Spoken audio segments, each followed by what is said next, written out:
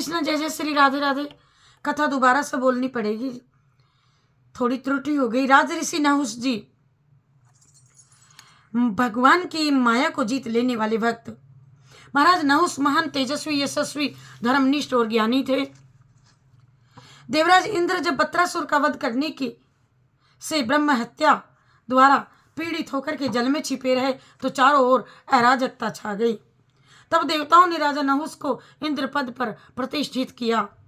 नहुस ने एक दिन इंद्राणी को देखा तो उनका चित्त दूषित हो गया कि जब मैं राजा हूं तो इंद्र की पत्नी सच्ची मेरी पत्नी, ऐसा भाव मन में आया तो ये आज्ञा दे दी कि सची देवी आज मेरे महल में शीघ्र पधारें।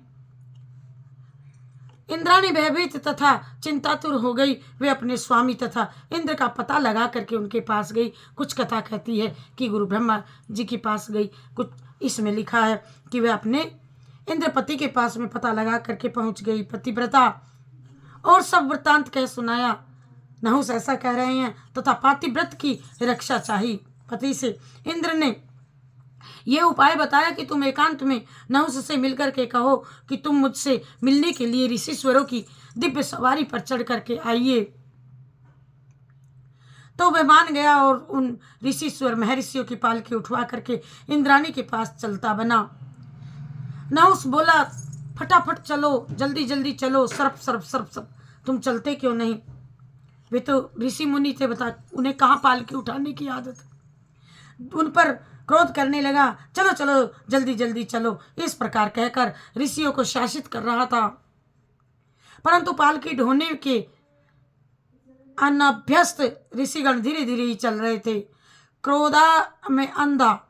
क्रोधांध हो नहुस ने श्री अगस्त जी के सिर पर लात मार दी।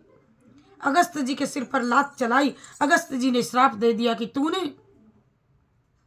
तूने अधर्म से व्याप्त होकर मेरे सिर पे पैर ठोकर मारी है, अतः तू हत तेज होकर के पृथ्वी पर गिर और 10,000 वर्ष तक अजगर बना रहे। अजगर का रूप, अजगर बन गया, तेरा नशा उतर जाएगा। नहुस का काम का नशा उतर गया और अत्यंत दीन होकर के मुनिश्रेष्ठ श्री अगस्त जी से प्रार्थना की कि मेरे प्रभु, मैं शाप का अंत नियत कर दीजिए, मेरे शाप का अंत नियत कर दीजिए। कब तक रहेगा मेरे सिर पर ये श्राप? अतः अगस्त जी ने कहा, जो तुम्हारे पीछे हुए प्रश्नों का उत्तर दे वही तुम इस श्राप से छुड़ा सकता है। राजन, जिसे तुम पकड़ लोगे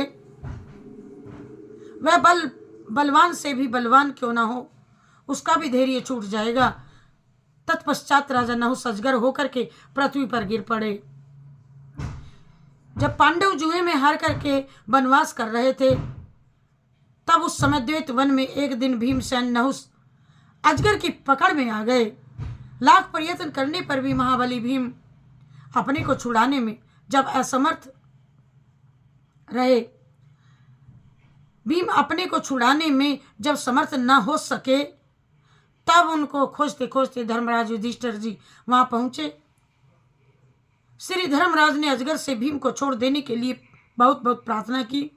अजगर ने कहा, यदि तुम मेरे पूछे हुए कुछ प्रश्नों का अभी उत्तर दे दोगे तो मैं तुम्हारे भाई को छोड़ दूंगा।